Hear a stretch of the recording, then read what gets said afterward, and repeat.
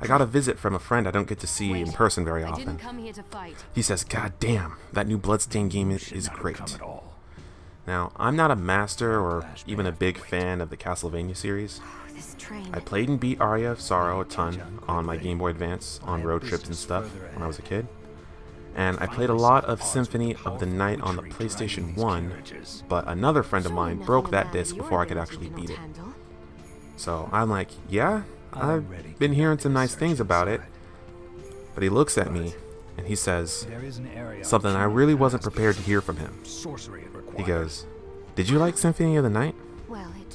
Now, let me explain that in my circle, there are some game titles that you don't take in vain. Final Fantasy, of course, Dynasty Warriors 3, Legend of the Dragoon, Mega Man Legends, Parasite Eve, and goddamn Symphony of the Night, to name a few. So the color of my face drains. I'm just staring at it. I go, yeah, I did like Symphony of the Night.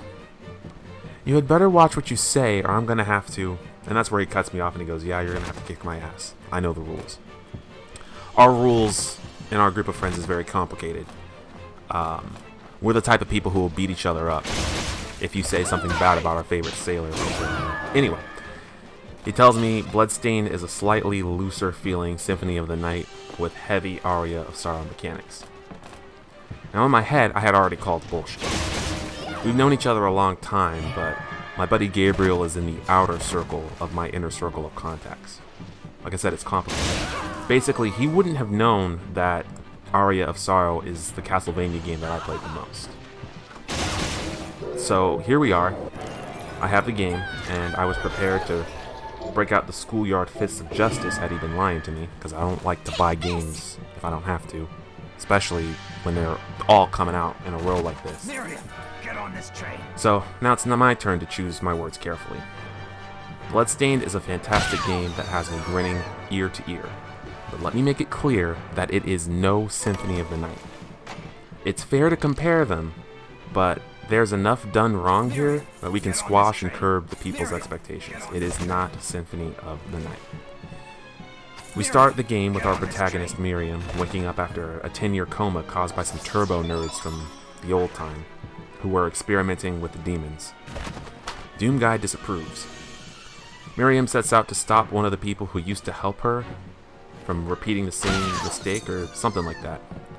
Really, the story is kind of just there to explain why we're at this castle killing monsters and solving puzzles. People, regardless of how much they like the game, are for the most part not happy with the game's visuals. But I have to say that there's a strange, janky charm to it that I really like. There's something very off about it but yeah, it's very strange because that feeling is consistent throughout the game's environments, characters, and monsters. It kind of feels like an alternate world, similar to how Soul Eater has some really weird shit that everyone just accepts as normal, like the sun and the moon. With that in mind, while I do like Miriam's overall design, her personality is frustrating. For someone in such a clearly unfair situation, she is way too chill with everything that's happening to her. "Oh, Miriam, I know I'm the one who called you on a boat that got attacked by demons. And I know that when you got here, you had to save me and some kid from demons. And I know you'll have to fight through an entire castle of demons alone. But I'm going to need you to pay for all of the items." And she goes, "Oh, no worries. Thank you for giving me the honor of paying for shit I should have gotten for free." And then, "Oh, I'm old, and I don't want to live on this earth anymore. I guess I'll just die or something." "Oh, no, Grandma, you mustn't say such things. Can I get you something to make you feel better?" "I'm very hungry." "Well, what would you like to eat?" Then she proceeds to ask for literally everything, even things that don't grow in this area of the world. "Oh, Miriam, I'm so sorry that my pet weeaboo with speeding tickets taped to his chest tried to kill you with a fire sword stolen from Bleach." "Oh, it's okay, church lady. I've been through worse." "I am a vampiric librarian, and you may borrow a single book from me at a time." "Why, thank you very much, creature of the night that I should probably kill before you make trouble in some other video game series." The vampire guy gets a pass for being cool, even though his name is fucking bonkers, and I can tell that he wants to tell me, "What is a man?" A miserable little pile of secrets. But enough talk. How about you?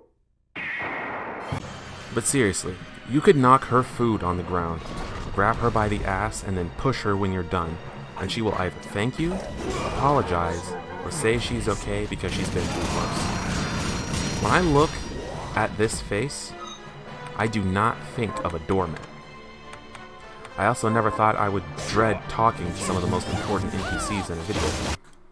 Do you guys remember in Dark Souls 2 how every time you went to level up at Nashandra or whatever the hell her name was, you would get a bearer seek less? Well, turning in quests will get you this obnoxious tune blasted into your fucking soul. And when you accept a side quest, you will get a "Kill those murderers dead" every single goddamn time. And no, you can't skip it, and yes, you have to accept each quest one at a time. But I am glad that these quests are handled pretty well. You have to kill a specific number of a specified monster, and if you've explored areas of the map that they are in, a handy little icon appears to show you where they are. So you kind of already know where they're at if you've explored and done what you're supposed to do in a Castlevania game. If I had to just remember where every single monster was, on top of listening to the "Kill the Murderers" deadline, I would have gone crazy. The monsters themselves are pretty diverse. Some of them, of course, are just legally distinct rip-offs from the Castlevania series, while others are completely new designs, and there have been quite a few moments where I had to stop and process what the fuck I was even looking at, which is always a good time. The weapons are equally as varied, but there are some obvious stinkers, and by now I'm sure speedrunners have already found what does the most damage the fastest for optimal backstepping, short hop, crit stabbing, or whatever the hell they call it. But I do have an issue with the weapons, and it's actually the same issue I have with fighting games, specifically ones that have projectiles. As you explore, you find these tomes that teach you special techniques for each weapon type, and those are usually done by doing the Hadoken motion or a quarter circle followed by the attack button. Now, I can't express to you how little sense this makes to me. In a 2D Vania-style game, type of game that is primarily forwards, backwards, jump, and attack. They want me to do a fighting game input in the middle of a combat for a move that will most likely miss, and even if it does hit, it will for sure do less damage than if I just hit the damn thing that I'm trying to hit. And of course, I did notice that there's a mastery page in the menu, and I assumed that these special moves would get stronger as you master them up. But there's so much going on, so many other things that don't require extra inputs, that I kind of have to wonder if they become worth it at any point. And that kind of leads me into the Aria of Sorrow side of things. They're called shards. Monsters that you kill give you a chance of getting impaled by a shard, and that will let you assign special moves to buttons that you just have to press. This is a mechanic where my bias has to bubble to the surface and make its presence known. Running into the obvious ones like arrows, fireballs, the bats, those are all well and good. But the feeling of getting a new shard from a monster and wondering what the fuck power it could possibly give you makes me incredibly happy. I ran into a dimly lit room, weird train, and I discovered a succubay with bunny ears? Because that's really topical right now, huh? All she did was jump and do kicks, and the boots are a weapon type, so she didn't really do anything particularly special. I'm like, what? I kill her, and a shard starts coming at me, and I had no idea what to expect. But I can tell you right damn now, I was not disappointed. And you're not limited to one shard for every move, so you can sell extra shards you don't need or won't use for money. And you can also upgrade shards to make them stronger or give them various effects. This combination means that failing a jumping puzzle and falling into a room that you've already been through 17 times can still be worth all the trouble. And it also adds incentive for hunting for that loud lady who screams a lot. And before we forget, this is as close to a Castlevania game as we're gonna get. But it's also crowdfunded, so you already know that it's loaded to the eyes with Easter eggs. The poltergeists have faces that couldn't belong to anyone but devs or well-off backers. And I won't say where, but Shovel Knight is in the game somewhere. There are JoJo references, anime nods, and all that runs alongside the normal stuff you would expect to see in a game like this.